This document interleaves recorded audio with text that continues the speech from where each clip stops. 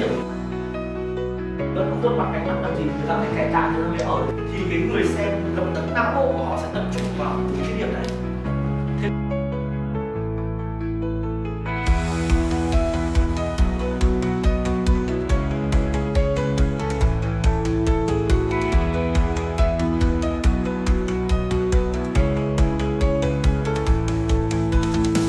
Em thích nhìn qua này thì em cứ nghĩ là thôi nó sẽ tương chuyển.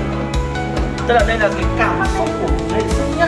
Tất cả khi chúng ta nhìn bằng mắt này, nhìn bằng cảm xúc này, khi chúng ta nhìn qua đây là chúng ta đang nhìn xuyên qua ống kính này, nó sẽ cho lại cái cảm xúc rất tuyệt vời cho các bạn.